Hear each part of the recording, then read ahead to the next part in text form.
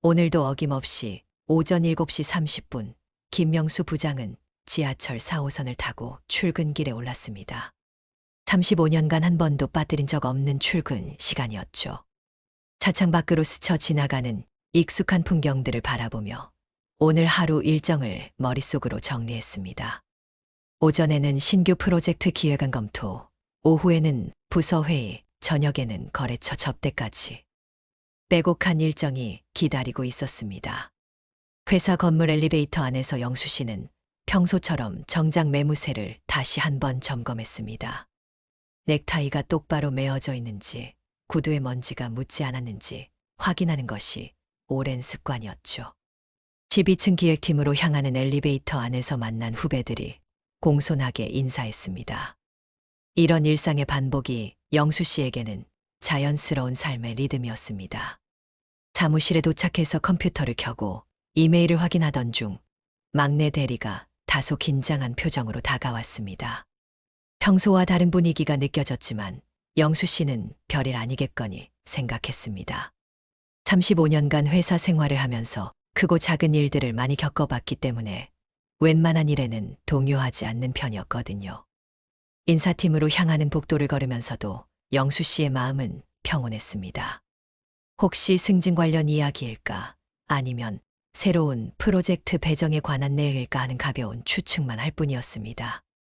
하지만 인사팀 문을 여는 순간 분위기가 예사롭지 않다는 것을 직감할 수 있었습니다. 평소 활기찬 인사팀의 모습과는 달리 모든 사람들의 표정이 무거웠습니다. 인사팀장의 표정은 평소와 완전히 달랐습니다. 늘 웃음을 잃지 않던 그의 얼굴에는 심각함이 가득했고 말을 꺼내기까지 한참의 시간이 걸렸습니다. 그 순간 영수 씨의 마음속에 불길한 예감이 스쳐 지나갔습니다. 35년간의 직장 생활 경험이 알려주는 직감이었죠. 회사 상황이 어려워졌다는 설명이 이어졌습니다. 급변하는 경영 환경, 치열해진 경쟁, 수익성 악화 등 여러 요인들이 복합적으로 작용해서 구조조정이 불가피하게 되었다는 것이었습니다. 그리고 영수 씨는 명예퇴직 대상자로 선정되었다는 청천벽력 같은 소식이 전해졌습니다. 순간 머리가 하얘지면서 아무 생각도 들지 않았습니다. 구조조정이라는 단어가 남의 일처럼만 느껴졌는데 이제 자신의 일이 되어버린 것입니다. 정년까지 아직 3년이나 남았는데 35년간 성실히 다닌 회사에서 갑자기 나가라는 말을 듣게 될 줄은 꿈에도 생각하지 못했습니다. 손이 미세하게 떨리기 시작했고 목구멍이 메말라 가는 것을 느꼈습니다. 퇴직금과 위로금을 합친 상당한 금액, 재취업 지원 프로그램, 각종 혜택들에 대한 설명이 계속되었지만 영수 씨의 귀에는 제대로 들어오지 않았습니다. 마치 다른 사람의 이야기를 듣는 것 같은 비현실적인 기분이었죠. 지금까지 자신의 정체성을 규정해온 김명수 부장이라는 타이틀이 사라진다는 것이 무엇을 의미하는지 그 순간에는 정확히 파악할 수 없었습니다. 집으로 돌아가는 지하철 안에서 영수 씨는 창밖의 풍경을 멍하니 바라봤습니다. 아침에 봤던 똑같은 풍경인데 이제는 모든 것이 다르게 보였습니다. 출근할 때는 익숙하고 편안했던 그 풍경이 이제는 낯설고 쓸쓸하게 느껴졌죠. 이 지하철을 언제까지 탈 수 있을까? 내일부터는 어디로 가야 할까 하는 막막한 생각들이 머릿속을 맴돌았습니다. 무엇보다 걱정되는 것은 가족들에게 어떻게 이 소식을 전해야 할지였습니다.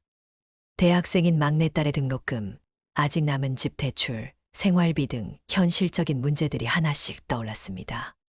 지금까지 가장으로서 책임감을 가지고 가족을 돌봐왔는데 갑자기 그 기반이 흔들린다는 것이 두려웠습니다. 평소라면 밤 9시는 되어야 들어오는 남편이 오후 5시에 집에 도착했을 때 아내 순희 씨는 깜짝 놀랐습니다. 남편의 표정을 보는 순간 뭔가 심상치 않은 일이 있었다는 것을 직감할 수 있었죠. 35년간 함께 살아온 부부의 직감이었습니다. 그날 밤 영수 씨는 침대에 누워서도 잠을 이룰 수 없었습니다. 천장만 바라보며 온갖 생각들이 머릿속을 어지럽게 스쳐 지나갔습니다. 내가 누구인가? 회사 부장이 아닌 나는 과연 누구일까? 앞으로 무엇을 하며 살아가야 할까 하는 근본적인 질문들이 끊임없이 그를 괴롭혔습니다. 지금까지 자신을 규정해온 모든 것들이 한순간에 무너진 것 같은 느낌이었습니다. 구조조정 소식을 들은 지 일주일이 지났지만 영수 씨는 여전히 현실을 받아들이기 어려웠습니다. 아침마다 습관적으로 7시에 일어나 정장을 입으려다가 멈춰 서곤 했죠. 갈 곳이 없다는 현실이 새삼 실감났습니다. 밤이면 불안감이 밀려왔습니다. 앞으로 20년, 30년을 더 살아야 하는데 무엇을 하며 살아야 할까요? 회사 동료들과의 관계도 어색해졌습니다. 함께 일하던 후배들은 영수 씨를 대하는 것이 조심스러워 보였고, 영수 씨 역시 그들과 어떻게 대화해야 할지 모르겠었습니다. 마치 자신만 다른 세계로 떨어진 것 같은 기분이었죠. 아내 순희 씨가 위로했지만 영수 씨에게는 위로가 되지 않았습니다. 쉰다는 것이 무엇인지, 여행을 간다고 해서 이 불안감이 사라질 것인지 확신이 서지 않았습니다. 더욱 힘든 것은 사람들의 시선이었습니다. 동네에서 만나는 지인들이 요즘 어떻게 지내세요? 라고 물을 때마다 대답하기가 곤란했습니다. 명예퇴직이라고 하지만 결국은 회사에서 쫓겨난 것 아닌가 하는 생각이 들었죠. 어느 날 오후 평소보다 일찍 동네 상점가를 걸어가는데 상인들이 웅성거리는 소리가 들렸습니다. 저분 원래 대기업 부장님이었는데 요즘 대기업도 어렵나 보네. 이런 수근수근하는 소리들이 영수 씨의 귀에 들렸습니다. 얼굴이 화끈거렸고 빨리 집으로 돌아가고 싶었습니다. 그날 밤 영수 씨는 거울 앞에 서서 자신을 바라봤습니다. 언제부터인가 얼굴에 주름이 늘었고 머리카락도 많이 빠졌습니다. 나이를 실감하는 순간이었죠. 이제 정말 늙었구나. 사회에서 필요 없는 사람이 되었구나. 이런 생각들이 마음을 더욱 무겁게 만들었습니다. 구조조정 통보를 받은 지 한 달이 지나자 영수 씨에게도 조금씩 변화의 조짐이 보이기 시작했습니다. 처음에는 충격과 절망감에 빠져서 아무것도 할 수 없었지만 시간이 흐르면서 현실을 직면해야 한다는 생각이 들기 시작했습니다. 이대로 계속 우울해하고 있을 수만은 없다는 절박함이 마음속에서 자라나고 있었죠. 변화의 계기는 의외의 곳에서 찾아왔습니다. 어느 날 아침 평소처럼 뉴스를 보던 중 한 프로그램이 눈에 띄었습니다. 시니어의 새로운 도전이라는 제목의 다큐멘터리였는데 60대에 새로운 일을 시작한 사람들의 이야기를 다루고 있었습니다. 한 할머니는 65세에 작은 카페를 시작해서 성공을 거두었고 다른 할아버지는 70세의 유튜브 크리에이터가 되어 수만 명의 구독자를 보유하고 있었습니다. 또 다른 중년 여성은 55세에 대학에 다시 입학해서 새로운 학문을 배우고 있었습니다. 이들의 공통점은 나이를 핑계로 포기하지 않았다는 것이었습니다. 오히려 나이가 들었기 때문에 가능한 일들이 있다고 생각하며 인생의 후반부를 더욱 의미 있게 보내려고 노력하고 있었습니다. 젊을 때는 생계를 위해 어쩔 수 없이 선택했던 일들이었다면 이제는 정말 자신이 하고 싶은 일을 할 수 있는 기회라고 여기고 있었죠. 프로그램을 보면서 영수 씨는 처음으로 희망이라는 감정을 느꼈습니다. 자신과 비슷한 나이의 사람들이 새로운 도전을 하고 있다는 것이 놀라웠고 동시에 부럽기도 했습니다. 그동안 나이 들었다는 것을 핑계로 새로운 시도를 포기하고 있었는데 이제는 다른 관점에서 생각해 볼 필요가 있다는 생각이 들었습니다. 아내에게 이 프로그램 이야기를 했을 때 순희 씨도 반가워했습니다. 남편이 조금씩 기운을 차리는 것 같아 다행이었죠.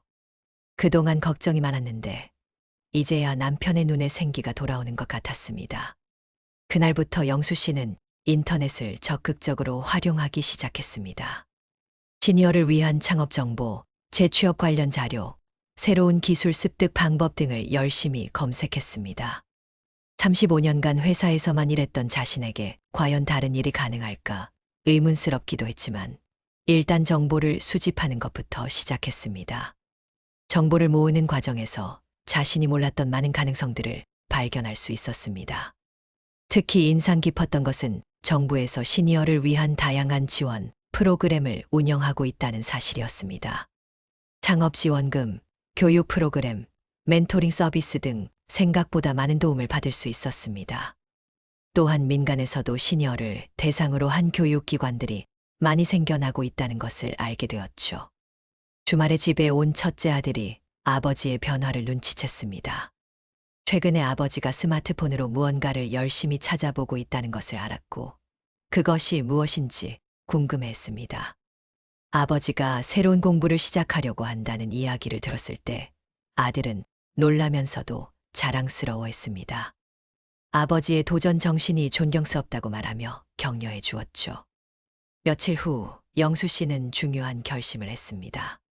퇴직금으로 당분간은 생활할 수 있고 자녀들도 다 성장했으니 이제는 자신을 위한 투자를 해도 될 것 같았습니다. 새로운 것을 배우고 새로운 일에 도전해보자는 마음이 확고해졌습니다. 실패할 수도 있지만 도전하지 않으면 후회할 것 같았습니다. 가장 먼저 생각한 것은 교육이었습니다. 새로운 분야를 배우려면 체계적인 교육이 필요하다고 생각했습니다. 어떤 것을 배울지는 아직 정하지 못했지만 배우고 싶은 마음만은 확실했습니다. 컴퓨터 기술, 요리, 언어, 예술 등 다양한 분야 중에서 자신에게 맞는 것을 찾아보기로 했습니다. 그날 밤 영수 씨는 오랜만에 깊은 잠에 들었습니다. 불안감이 완전히 사라진 것은 아니었지만 적어도 앞으로 무엇을 해야 할지에 대한 방향은 정해진 것 같았습니다. 새로운 시작에 대한 기대감이 불안감보다 더 커지고 있었고 그것만으로도 충분히 의미 있는 변화였습니다. 새로운 도전을 결심한 영수 씨였지만 막상 무엇부터 시작해야 할지 막막했습니다. 아침 일찍 일어나는 습관은 여전했는데 갈 곳이 없으니 시간이 무겁게 느껴졌죠. 그래서 영수 씨는 동네 산책을 시작했습니다. 35년간 새벽 출근길에 바쁘게 지나쳤던 동네를 천천히 둘러보기 시작한 것입니다. 첫날 산책은 어색했습니다. 평소 같으면 지하철역으로 향해야 할 시간에 운동복을 입고 집을 나서니 모든 것이 낯설었습니다. 동네 골목길을 천천히 걸으며 그동안 보지 못했던 것들을 발견하기 시작했습니다. 작은 꽃집 앞에 피어있는 계절꽃들, 이른 아침부터 문을 여는 빵집에서 나오는 고소한 냄새, 학교 가는 아이들의 제잘거리는 소리들이 모두 새로웠습니다. 며칠 뒤 영수 씨는 동네 뒷산으로 향하는 산책로를 발견했습니다. 그곳에는 이미 많은 사람들이 아침 운동을 하고 있었습니다. 대부분 자신과 비슷한 연령대의 사람들이었는데 모두 활기차고 건강해 보였습니다. 어떤 사람은 빠른 걸음으로 산책을 하고 있었고 어떤 사람은 나무 밑에서 스트레칭을 하고 있었습니다. 또 다른 사람들은 작은 그룹을 이루어 이야기를 나누며 걷고 있었죠. 처음에는 혼자 조용히 걸었지만 며칠 지나니 자연스럽게 인사를 나누게 되었습니다. 매일 같은 시간에 만나는 사람들과는 점점 친숙해졌습니다. 특히 박철수라는 동갑내기 남성과는 금세 가까워졌습니다. 박 씨도 최근에 정년 퇴직을 한 상황이었는데 영수 씨와 비슷한 고민을 하고 있었습니다. 박철수 씨는 공무원으로 35년을 근무했다고 했습니다. 정년 퇴직이라 영수 씨처럼 갑작스럽지는 않았지만 은퇴 후의 공허감은 마찬가지였다고 털어놓았습니다. 하지만 박 씨는 은퇴 후 6개월 동안 이 산책로를 다니면서 많은 깨달음을 얻었다고 말했습니다. 무엇보다 규칙적인 운동을 통해 몸이 건강해졌고 마음도 한결 가벼워졌다는 것이었습니다. 영수 씨는 박철수 씨를 통해 산책로에서 만날 수 있는 다양한 사람들에 대해 알게 되었습니다. 퇴직 후 서예를 시작한 전직 교사, 요가 강사 자격증을 딴 전직 간호사, 텃밭 가꾸기에 푹 빠진 전직 회사원 등 모두가 은퇴 후에 새로운 활동을 찾아 열심히 살고 있었습니다. 이들의 이야기를 들으면서 영수 씨는 점점 용기를 얻기 시작했습니다. 특히 인상 깊었던 것은 70대 할머니 한 분의 이야기였습니다. 그분은 환갑이 넘어서 대학에 다시 입학해서 평생교육학을 공부하고 있다고 했습니다. 처음에는 젊은 학생들 사이에서 어색했지만 지금은 오히려 더 열심히 공부하고 있으며 동기들로부터 많은 존경을 받고 있다고 자랑스럽게 말했습니다. 나이는 단지 숫자일 뿐이며 배우고 싶은 마음만 있다면 언제든 새로운 시작이 가능하다는 것이 그분의 철학이었습니다. 산책을 시작한 지 한 달이 지나자 영수 씨에게는 눈에 띄는 변화가 일어났습니다. 우선 몸이 가벼워졌습니다. 매일 1시간씩 걷다 보니 체력이 늘었고 숙면을 취할 수 있게 되었습니다. 무엇보다 정신적으로 안정감을 찾았습니다. 자연 속에서 깨끗한 공기를 마시며 걷는 동안에는 복잡한 생각들이 정리되고 미래에 대한 막연한 불안감도 줄어들었습니다. 또한 산책로에서 만난 사람들과의 대화를 통해 세상을 보는 시각이 넓어졌습니다. 은퇴 후의 삶이 끝이 아니라 새로운 시작일 수 있다는 것을 깨달았습니다. 그동안 직장에서의 역할에만 매몰되어 있었는데 이제는 한 인간으로서의 자신을 발견할 기회라고 생각하게 되었습니다. 어느 날 아침 산책을 마치고 집으로 돌아가는 길에 영수 씨는 문득 서점 앞에서 발걸음을 멈췄습니다.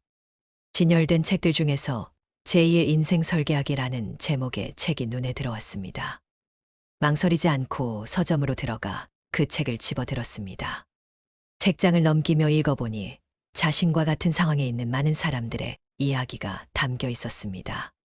실패를 두려워하지 말고 작은 것부터 시작하라는 조언이 마음에 와 닿았습니다. 그날부터 영수 씨는 산책과 함께 독서를 병행하기 시작했습니다. 은퇴 관련 도서, 자기계발서, 창업 관련 책까지 다양한 분야의 책을 읽으며 시야를 넓혀갔습니다. 35년간 업무와 관련된 자료만 읽어왔던 것과는 완전히 다른 경험이었습니다. 새로운 지식을 흡수하는 즐거움을 다시 발견할 수 있었습니다. 산책을 통해 몸과 마음이 조금씩 안정을 찾아가던 영수 씨는 이제 더 구체적인 행동을 취할 준비가 되었습니다. 박철수 씨와 다른 산책 동반자들로부터 들은 이야기들 중에서 특히 관심을 끈 것은 요리였습니다. 한 할머니가 요리를 배운 후 작은 반찬 가게를 차려서 성공했다는 이야기를 들었을 때 영수 씨는 처음으로 구체적인 미래 계획을 그려볼 수 있었습니다. 35년간 회사 생활을 하면서 영수 씨는 부엌에 들어간 적이 거의 없었습니다. 아침에는 아내가 차려준 식사를 하고 점심에는 회사 구내 식당이나 외부 식당에서 해결했으며 저녁에는 다시 아내가 준비한 음식을 먹는 것이 일상이었죠. 요리라는 것은 완전히 다른 세계의 일처럼 느껴졌습니다. 하지만 이제는 새로운 도전을 해보고 싶다는 마음이 간절했습니다. 동네 문화센터에서 운영하는 중년 남성 요리 교실 안내문을 발견한 것은 우연이었습니다. 산책을 마치고 돌아오는 길에 문화센터 앞을 지나가다가 게시판에 붙어있는 포스터를 보게 된 것이죠. 처음 시작하는 남성들을 위한 기초 요리 교실, 50세 이상 남성 대상, 소수 정예로 진행이라는 문구들이 눈에 들어왔습니다. 마치 자신을 위해 만들어진 프로그램 같았습니다. 집에 돌아가서 아내에게 요리를 배우고 싶다는 이야기를 했을 때 순희 씨는 깜짝 놀랐습니다. 35년 결혼 생활 동안 남편이 부엌, 일에 관심을 보인 적이 없었기 때문입니다. 하지만 남편이 점점 적극적으로 변해가는 모습이 기특하고 대견했습니다. 혹시 실패하더라도 도전하는 것 자체에 의미가 있다고 생각했죠. 며칠의 고민 끝에 영수 씨는 용기를 내어 요리교실에 등록했습니다. 전화로 문의할 때도 떨렸고 직접 문화센터를 방문해서 수강 신청서를 작성할 때도 긴장됐습니다. 하지만 이런 긴장감이 오히려 새로운 일을 시작한다는 실감을 주었고 오랜만에 느끼는 설렘이기도 했습니다. 첫 수업날 영수 씨는 30분 일찍 문화센터에 도착했습니다. 요리교실이 있는 3층 조리실습실 앞에서 한참을 망설였죠. 과연 자신이 할 수 있을까? 다른 사람들은 어떨까? 너무 어렵지는 않을까 하는 걱정들이 머릿속을 맴돌았습니다. 하지만 이미 등록비도 냈고 새로운 시작을 하겠다고 결심했으니 포기할 수는 없었습니다. 조리실습실에 들어가니 이미 7에 8명의 남성들이 앉아 있었습니다. 모두 50대 이상으로 보였고 영수 씨와 비슷한 나이대가 대부분이었습니다. 어떤 사람은 자신감 있게 앞자리에 앉아 있었고 어떤 사람은 영수 씨처럼 어색해하며 뒷자리에 앉아 있었습니다. 하지만 모두들 새로운 것을 배우려는 의지가 느껴졌고 그것만으로도 동질감을 느낄 수 있었습니다. 강사는 40대 중반의 여성이었는데 오랫동안 요리를 가르쳐온 베테랑이라는 것이 금세 느껴졌습니다. 특히 중년 남성들의 특성을 잘 파악하고 있어서 너무 복잡하지 않으면서도 실용적인 요리부터 가르치겠다고 했습니다. 첫 시간에는 간단한 자기소개와 함께 요리에 대한 기본적인 이야기를 나누었습니다. 자기소개 시간에 영수 씨는 최근에 회사를 그만두고 새로운 일을 찾고 있다고 간단히 말했습니다. 다른 수강생들도 비슷한 처지에 있는 사람들이 많았습니다. 정년 퇴직을 한 사람, 사업을 정리한 사람, 건강상의 이유로 직장을 그만둔 사람 등 각자의 사연이 있었지만 모두 새로운 도전을 시작하려는 공통점이 있었습니다. 첫 실습 요리는 김치찌개였습니다. 집에서 가장 자주 먹는 음식 중 하나였지만 직접 만들어 본 적은 없었죠. 재료 손질부터 시작해야 했는데 양파 하나를 제대로 써는 것도 쉽지 않았습니다. 칼을 잡는 법부터 배워야 했고 칼질 하나하나가 조심스럽고 어색했습니다. 다른 수강생들도 마찬가지였기 때문에 서로 격려하며 웃을 수 있었습니다. 김치를 볶는 것부터 어려웠습니다. 언제 넣어야 하는지, 얼마나 볶아야 하는지, 불의 세기는 어느 정도로 해야 하는지 모든 것이 새로웠습니다. 강사가 시범을 보여주면 쉬워 보였는데 막상 해보니 완전히 다른 일이었죠. 하지만 이런 어려움조차 새로운 경험이었고 오랜만에 느끼는 도전의 재미였습니다. 2시간 정도의 수업을 마치고 나니 드디어 김치찌개가 완성되었습니다. 맛을 보니 집에서 아내가 끓여준 것과는 분명히 다른 맛이었지만 자신이 직접 만들었다는 뿌듯함이 있었습니다. 다른 수강생들과 함께 맛을 보며 이야기를 나누는 시간도 즐거웠습니다. 오랜만에 느끼는 성취감이었죠. 집에 돌아가서 그날 배운 내용을 아내에게 자세히 설명해 주었습니다. 김치를 어떻게 볶아야 하는지, 물은 언제 넣는지, 간은 어떻게 맞추는지 배운 것들을 하나하나 설명하는 영수 씨의 모습에서 아내는 남편의 변화를 확실히 느낄 수 있었습니다. 새로운 것을 배우는 즐거움을 오랜만에 느끼고 있는 것 같아 기뻤습니다. 다음 주 수업이 기다려지기 시작했습니다. 된장찌개, 불고기, 잡채 등 다양한 요리를 배울 예정이었는데 각각의 요리가 새로운 도전이자 새로운 즐거움이 될 것 같았습니다. 요리를 통해서 새로운 세계를 발견하고 있었고 그것만으로도 충분히 의미 있는 변화였습니다. 요리 교실을 다닌 지 2달이 지나면서 영수 씨에게는 예상치 못한 큰 변화가 찾아왔습니다. 바로 새로운 인간관계의 형성이었습니다.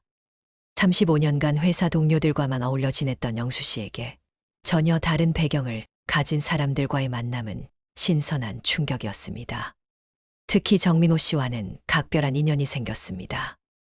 민호 씨도 대기업에서 구조조정으로 퇴직한 후 새로운 길을 찾고 있는 중이었는데 영수 씨와 나이도 비슷하고 처한 상황도 유사했습니다.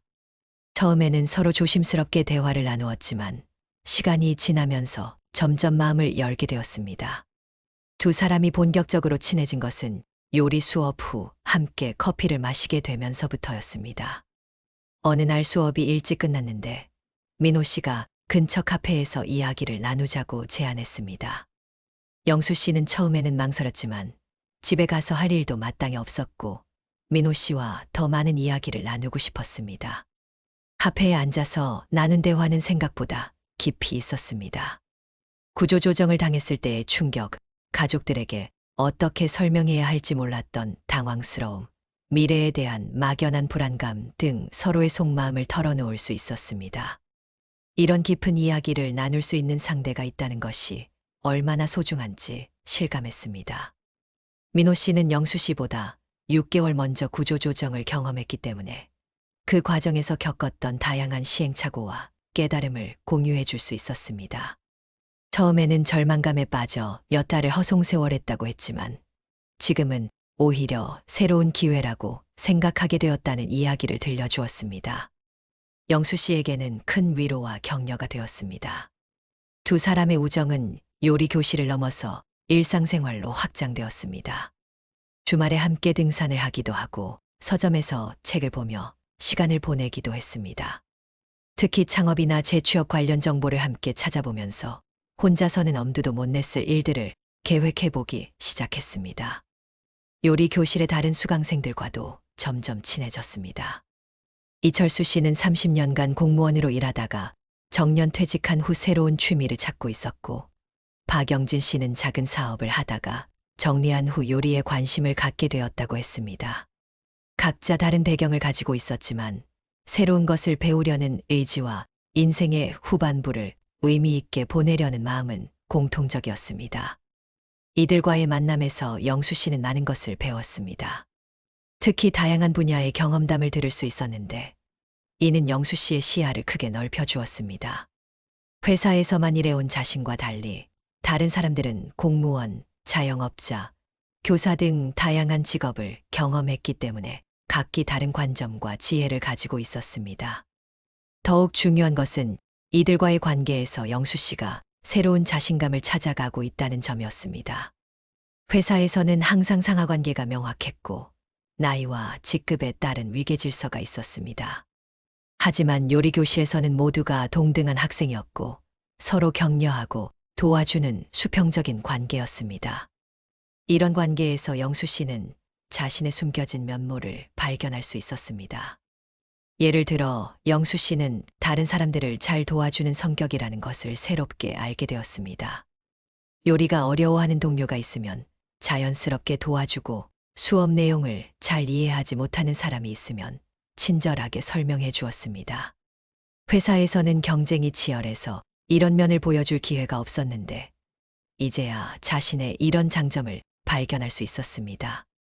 또한 이들과의 대화를 통해서 영수 씨는 자신의 꿈을 구체화해 나갔습니다. 막연하게 새로운 일을 해보고 싶다는 생각에서 시작해서 이제는 음식과 관련된 일을 해보고 싶다는 구체적인 목표가 생겼습니다. 작은 식당을 차리거나 반찬 가게를 운영하거나 요리 강사가 되는 것 등 다양한 가능성을 생각해 보게 되었습니다. 민호 씨와는 더 나아가서 함께 사업을 해보자는 이야기까지 나누게 되었습니다. 두 사람이 함께 작은 카페나 식당을 운영해보면 어떨까 하는 구상을 하기 시작했죠. 아직은 구체적인 계획은 없었지만 혼자가 아니라 믿을 만한 파트너와 함께 할 수 있다는 것만으로도 큰 용기가 되었습니다. 이런 새로운 인간관계는 영수 씨의 일상을 완전히 바꿔놓았습니다. 이제는 아침에 일어나면 오늘 누구를 만날지, 무엇을 배울지에 대한 기대감이 생겼습니다. 요리 교실이 있는 날이면 아침부터 들뜬 마음으로 준비를 했고, 수업이 없는 날에도 새로운 친구들과 만날 계획을 세웠습니다. 외로움과 무료함이 사라지고 대신 활력과 희망이 자리를 잡아가고 있었습니다. 새로운 친구들과의 인연이 깊어지면서 영수 씨의 삶에는 더욱 구체적인 목표가 생기기 시작했습니다. 민호 씨와 함께 바리스타 과정에 등록한다는 것은 단순히 새로운 기술을 배운다는 의미를 넘어서 진정한 제2의 인생을 설계한다는 의미였습니다. 두 사람 모두 이것이 단순한 취미가 아니라 미래의 생계수단이 될 수도 있다는 진지한 마음으로 임했습니다. 바리스타 학원을 선택하는 과정에서도 영수 씨는 많은 고민을 했습니다. 여러 학원을 비교해보고 커리큘럼을 검토하고 수강료와 일정을 따져보는 과정에서 마치 새로운 직장을 구하는 것 같은 진지함을 느꼈습니다. 35년간 회사에서 일할 때는 이미 정해진 업무를 수행하기만 하면 되었지만 이제는 자신이 모든 것을 선택하고 결정해야 한다는 것이 새로웠고 동시에 무거운 책임감을 느끼게 했습니다. 최종적으로 선택한 학원은 시니어 전문 과정을 운영하는 곳이었습니다. 젊은 사람들과 함께 수업을 들으면 속도를 따라가기 어려울 수도 있다는 걱정이 있었기 때문입니다. 하지만 막상 등록하고 나니 이런 선택이 현명했다는 것을 알 수 있었습니다. 강사진들이 중년층의 특성을 잘 이해하고 있었고 수업 진행도 충분히 여유 있게 이루어졌습니다. 바리스타 학원 첫날, 영수 씨와 민호 씨는 설레는 마음으로 교실에 들어섰습니다. 에스프레소 머신의 우웅거리는 소리와 갓볶은 원두의 진한 향기가 공간을 가득 채우고 있었습니다. 마치 완전히 다른 세계에 발을 들여놓은 것 같은 느낌이었죠. 지금까지 커피는 단순히 마시는 것이었는데 이제는 직접 만들어야 한다는 것이 신기하면서도 부담스러웠습니다. 최지은 강사는 30대 초반의 젊은 전문가였지만 시니어 학생들을 대하는 태도가 매우 친근하고 배려심이 깊었습니다. 첫인사에서부터 나이 차이를 전혀 느끼게 하지 않았고 오히려 인생의 선배들에게 배울 점이 많다는 겸손한 자세를 보여주었습니다. 이런 강사의 태도 덕분에 영수 씨는 금세 편안한 마음으로 수업에 임할 수 있었습니다. 첫 수업은 커피의 역사와 원두의 종류에 대한 이론 수업이었습니다. 평소에 자판기 커피나 인스턴트 커피만 마셔왔던 영수 씨에게는 모든 내용이 새로웠습니다. 커피가 에티오피아에서 시작되어 전 세계로 퍼져나간 역사, 아라비카와 로부스타의 차이점, 산지별 원두의 특성 등 지금까지 전혀 알지 못했던 지식들이었습니다. 특히 인상 깊었던 것은 원두의 로스팅 과정에 대한 설명이었습니다. 같은 원두라도 로스팅 정도에 따라 맛이 완전히 달라진다는 사실이 놀라웠습니다. 라이트 로스트, 미디엄 로스트, 다크 로스트 각각의 특징과 어울리는 추출 방법까지 배우니 커피 한 잔에도 이렇게 많은 과학과 예술이 숨어 있다는 것을 깨달았습니다. 두 번째 수업부터는 본격적인 실습이 시작되었습니다. 에스프레소 머신 사용법을 배우는 것부터 시작했는데 생각보다 복잡하고 까다로웠습니다. 머신을 예열하는 시간, 포타 필터를 끼우는 방법, 그라인더로 원두를 갈 때의 굵기 조절 등 모든 과정에서 세심한 주의가 필요했습니다. 첫 번째 에스프레소 추출은 완전한 실패였습니다. 원두를 너무 굵게 갈아서 물이 너무 빨리 통과했고 결과물은 맹물에 가까운 연한 커피가 나왔습니다. 두 번째 시도에서는 반대로 너무 곱게 갈아서 물이 거의 나오지 않았습니다. 이런 시행착오를 반복하면서 영수 씨는 바리스타가 되는 것이 생각보다 어려운 일이라는 것을 실감했습니다. 하지만 포기하지 않았습니다. 강사의 지도를 받으며 조금씩 요령을 터득해 나갔습니다. 원두를 갈 때의 굵기, 템페할 때의 압력, 추출 시간과 양의 관계 등을 하나씩 배워나가면서 점점 그럴듯한 에스프레소를 만들 수 있게 되었습니다. 작은 성취였지만 매번 조금씩 나아지는 자신의 실력을 확인할 때마다 뿌듯함을 느꼈습니다. 세 번째 주에는 우유 스티밍과 라떼 아트를 배웠습니다. 이것은 정말 어려운 기술이었습니다. 우유를 60도 정도로 데우면서 동시에 부드러운 마이크로폼을 만들어야 했는데 온도와 질감을 동시에 조절하는 것이 쉽지 않았습니다. 처음에는 우유가 너무 뜨거워지거나 거품이 너무 거칠게 일어나곤 했습니다. 라떼 아트는 더욱 도전적이었습니다. 티밍한 우유를 에스프레소에 부으면서 예쁜 무늬를 만들어야 했는데 손목의 각도와 부드러운 움직임이 관건이었습니다. 강사의 시연을 보면 쉬워 보였지만 막상 해보니 우유만 둥둥 떠다니거나 지저분한 얼룩만 생길 뿐이었습니다. 집에서도 연습을 했습니다. 아내가 간단한 에스프레소 머신을 사주어서 매일 아침 연습할 수 있었습니다. 처음에는 지저분하고 맛도 일정하지 않았지만 매일 조금씩 나아지는 것을 느낄 수 있었습니다. 특히 라떼 아트는 정말 어려웠지만 한 달 정도 지나니 간단한 하트 모양 정도는 만들 수 있게 되었습니다. 가장 기억에 남는 것은 첫 번째 성공적인 라떼 아트를 만들었을 때였습니다. 6주차 수업에서 드디어 깔끔한 하트 모양을 만드는 데 성공했는데 그 순간의 기쁨은 말로 표현할 수 없었습니다. 60세가 넘은 나이에 이런 섬세한 기술을 익힐 수 있다는 것이 스스로도 놀라웠고 자신감이 크게 상승했습니다. 민호 씨와는 서로 격려하며 함께 발전해 나갔습니다.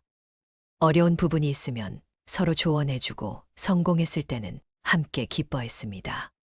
같은 목표를 향해 함께 노력하는 동반자가 있다는 것이 얼마나 큰 힘이 되는지 실감할 수 있었습니다. 두 사람은 이미 바리스타 과정을 마친 후의 계획도 함께 세우기 시작했습니다. 8주 과정의 마지막에는 자격증 시험이 있었습니다. 이론 시험과 실기 시험을 모두 통과해야 했는데 긴장되었지만 그동안 열심히 준비한 것에 대한 자신감이 있었습니다. 실기 시험에서는 에스프레소 추출, 카푸치노 제작, 간단한 라떼 아트까지 모든 과정을 완벽하게 해내야 했습니다. 시험 결과 발표일 영수 씨는 합격 소식을 들었습니다. 60세가 넘어서 딴 첫 번째 자격증이었고 무엇보다 자신의 노력으로 이뤄낸 성취였습니다. 그날 밤 집에서 자격증을 바라보며 느낀 뿌듯함은 어떤 말로도 표현할 수 없을 정도였습니다.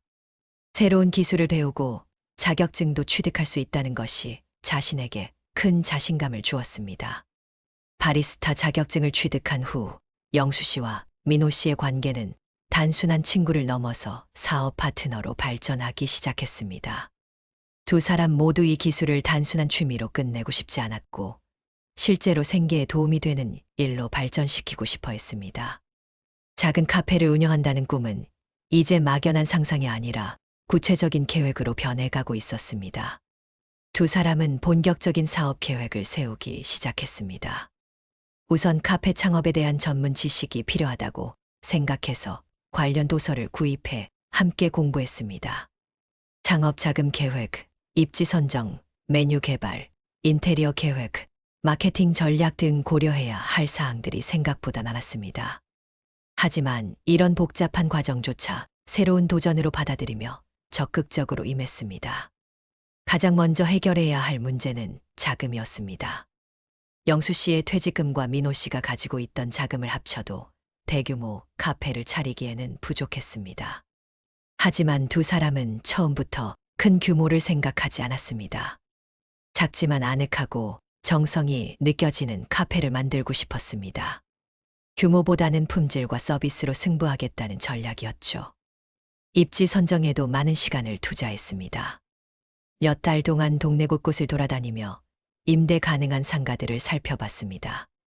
임대료, 유동인구, 접근성, 주변 상권 등을 종합적으로 고려해야 했습니다. 특히 그들이 목표로 하는 고객층인 시니어들이 편하게 올 수 있는 곳을 찾는 것이 중요했습니다. 시장 조사도 철저히 했습니다. 성공한 카페들을 직접 방문해서 메뉴, 가격, 인테리어, 서비스 등을 꼼꼼히 관찰했습니다. 특히 중년층이 많이 찾는 카페들을 중점적으로 연구했습니다. 어떤 메뉴가 인기 있는지, 어떤 분위기를 선호하는지, 어떤 서비스를 중요하게 생각하는지 등을 파악하려고 노력했습니다. 이런 조사 과정에서 두 사람은 자신들만의 차별화 포인트를 찾을 수 있었습니다. 기존의 카페들이 젊은 층을 주요 고객으로 하는 반면 그들은 시니어, 친화적인 카페를 만들겠다는 목표를 설정했습니다. 편안한 의자, 큰 글씨의 메뉴판, 조용한 음악, 넉넉한 테이블 간격 등 시니어들이 편하게 이용할 수 있는 환경을 만들기로 했습니다. 메뉴 개발에도 공을 들였습니다. 기본적인 커피 메뉴는 물론이고 시니어들이 좋아할 만한 전통차와 건강차도 준비하기로 했습니다. 간식류도 단순히 달기만 한 디저트보다는 건강을 생각한 메뉴들을 개발하려고 했습니다. 영수 씨가 요리 교실에서 배운 기술을 활용해서 호떡이나 붕어빵 같은 전통 간식도 메뉴에 포함시키기로 했습니다. 하지만 현실적인 어려움들도 많았습니다. 우선 적당한 장소를 찾기가 쉽지 않았습니다. 조건에 맞는 곳은 임대료가 너무 비싸거나 임대료가 적당한 곳은 위치가 좋지 않았습니다. 또한 카페 운영 경험이 전혀 없는 상태에서 과연 성공할 수 있을지에 대한 불안감도 컸습니다. 주변 사람들의 반응도 엇갈렸습니다. 가족들은 대체로 지지해 주었지만 일부 지인들은 나이가 들어서 새로운 사업을 시작하는 것에 대해 우려를 표했습니다. 특히 요식업은 실패율이 높고 고생이 많다는 이야기들을 들으면서 두 사람도 고민이 깊어졌습니다. 그러던 중 좋은 기회가 찾아왔습니다. 영수 씨가 살고 있는 동네 상가에서 작은 점포 하나가 나온 것입니다. 규모는 크지 않았지만 위치가 나쁘지 않았고 임대료도 예상보다 저렴했습니다. 무엇보다 주변에 경쟁 카페가 많지 않아서 승산이 있어 보였습니다. 두 사람은 며칠 동안 고민한 끝에 도전해보기로 결정했습니다. 실패할 수도 있지만 도전하지 않으면 평생 후회할 것 같았습니다. 나이 때문에 새로운 시도를 포기한다면 앞으로의 삶이 너무 무료할 것 같았습니다. 무엇보다 그동안 함께 준비해온 과정들이 모두 의미 있는 시간들이었기 때문에 이를 실제로 실현해보고 싶었습니다. 카페 이름도 정했습니다. 실버빈스라는 이름으로 시니어를 의미하는 실버와 커피빈을 합친 것이었습니다. 나이가 들어서도 새로운 도전을 멈추지 않는다는 의미를 담고 싶었고 동시에 품질 좋은 커피를 제공하겠다는 의지도 표현하고 싶었습니다. 본격적인 준비 작업이 시작되었습니다. 인테리어 계획을 세우고 필요한 장비들을 주문하고 각종 인허가 절차를 밟아 나갔습니다. 이 모든 과정이 새로운 경험이었고 때로는 복잡하고 어려웠지만 자신들의 꿈을 현실로 만들어가는 과정이라는 생각에 기꺼이 감수했습니다. 주변에 경쟁 카페도 많지 않았죠. 실패할 수도 있어요. 하지만 도전하지 않으면 후회할 것 같아요. 영수 씨의 진심이 담긴 말에 순희 씨도 마음을 정했습니다. 그럼 해보세요. 제가 도와드릴게요. 순희 씨의 응원에 영수 씨는 큰 힘을 얻었습니다. 카페 창업을 결정한 후 영수 씨와 민호 씨는 정말 바쁜 나날을 보냈습니다. 인테리어부터 메뉴 개발, 직원 교육까지 모든 것이 새로운 도전이었죠. 인테리어는 따뜻하고 아늑한 분위기로 했습니다. 나무톤의 가구와 부드러운 조명, 벽에는 옛날 사진들을 걸어서 향수를 불러일으키도록 했죠. 메뉴 개발도 신경 썼습니다.